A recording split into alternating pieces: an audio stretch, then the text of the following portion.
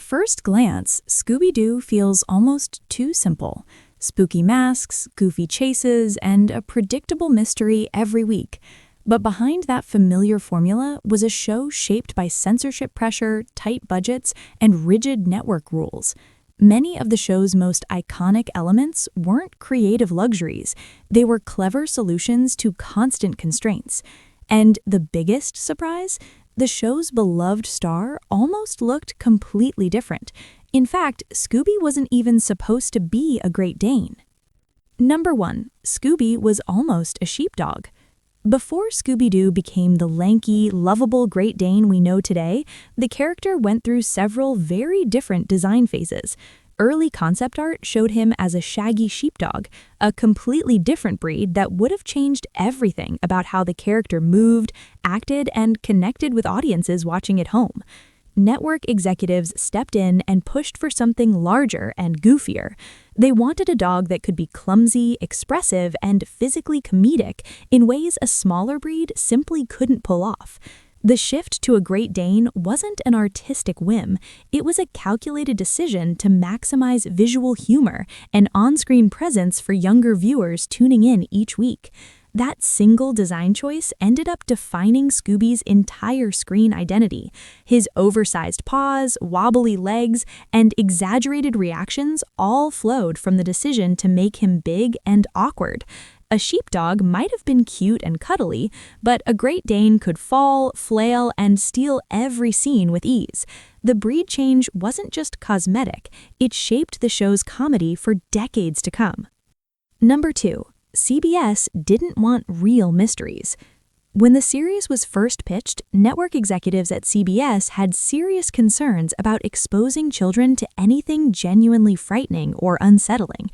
They weren't comfortable with real suspense, creepy atmospheres, or villains that might actually scare young viewers.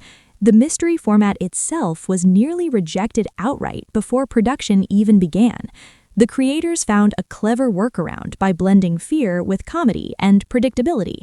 Every episode followed a reassuring pattern. The gang would investigate, get spooked, chase the villain, and unmask a regular person at the end. This formula let the show keep its mystery premise intact while guaranteeing that nothing too intense or disturbing ever reached the young audience. Rather than fighting the network's restrictions head-on, the production team quietly bent the rules to their advantage. They delivered just enough spookiness to feel exciting, but wrapped it in enough silliness and structure to satisfy worried executives. The show survived not by challenging CBS directly, but by making censorship look like a deliberate and intentional creative choice. Number 3. The gang was built from sitcom DNA. The 4 human members of Mystery Inc. weren't invented from scratch. They were carefully modeled after archetypes from a popular sitcom called The Many Loves of Dobby Gillis. That show featured a cast of distinct personality types that audiences already recognized and loved, making them perfect templates for a brand new animated series aimed at younger viewers. Fred became the confident leader, Velma the brainy problem solver, Shaggy the laid-back slacker, and Daphne the fashionable one who often found herself in trouble. Each character slotted into a familiar role that viewers could immediately understand without the need for lengthy introductions, backstory episodes, or character development arcs. This approach reframed the gang as a sitcom ensemble dropped into a mystery format. The chemistry worked so well because it borrowed from proven television formulas that audiences already enjoyed. Viewers didn't need time to warm up to these characters. They already felt like old friends from the very first episode they watched on Saturday morning.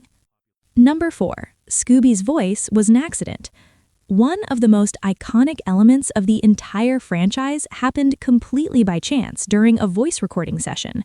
Voice actor Don Messick was experimenting with different sounds and speech patterns when he stumbled onto Scooby's distinctive way of adding an R sound to the beginning of words and phrases throughout his dialogue. No script or creative brief could have engineered that vocal quirk. It emerged spontaneously from playful experimentation in the recording booth during early production. The producers immediately recognized they had discovered something truly special, a voice that was silly, memorable, and unlike anything else on television at the time. That unplanned moment became one of the most recognizable cartoon voices in animation history. Generations of fans have imitated Scooby's Roo-Roo and Scooby-Dooby-Doo without ever realizing it was never supposed to sound that way. A happy accident in the studio shaped the character's identity and legacy forever. Number 5. The show nearly ended after season 1. Despite strong ratings and growing popularity with young audiences across the country, the series came dangerously close to cancellation after its first season. Network decisions weren't based solely on how many people watched. They also depended heavily on production costs and how efficiently episodes could be delivered on schedule. Budget efficiency mattered more than audience enthusiasm alone. Executives needed shows that were cheap, fast, and reliable to produce on tight weekly schedules. A beloved program could still be axed if it cost too much or created production headaches that slowed down the entire pipeline at the network. Scooby-Doo survived largely because it checked all those boxes. Episodes followed a repeatable formula, reused animation assets constantly, and required minimal creative reinvention from week to week. Scooby-Doo earned its second season not just by being popular with kids, but by being economically convenient and dependable for the network executives. Number 6. The breakdown was the real starting gun. Nearly every episode of the series begins the same way. The mystery machine breaks down or runs low on gas near some creepy abandoned location. This wasn't lazy writing or a lack of imagination from the creative team. It was a deliberate structural shortcut that solved multiple story problems at once and kept the production moving quickly and efficiently. The breakdown served as a built-in story trigger that required no elaborate setup or detailed explanation for the audience. Instead of spending valuable screen time explaining why 4 teenagers and a dog would wander into a haunted mansion, the van trouble did all the work. It stranded them exactly where the mystery needed them to be every single time without fail. This approach reframed vehicle trouble as a narrative tool rather than random bad luck on the road. The writers could drop the gang anywhere, an old amusement park, a spooky castle, a deserted mine, without needing to justify the detour in any way.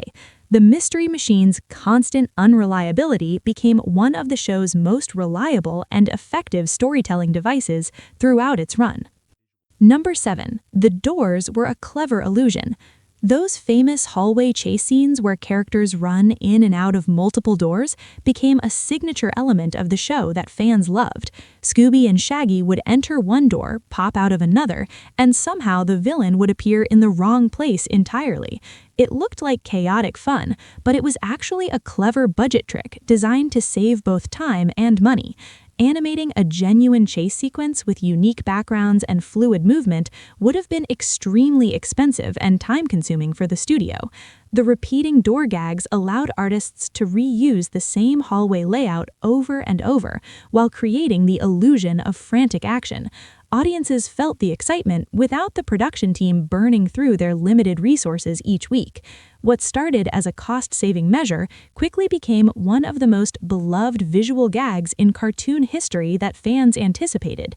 Viewers came to expect these sequences and found them hilarious rather than repetitive or boring. The doors weren't just a clever illusion, they became a comedic tradition that defined the show's unique and memorable style for decades.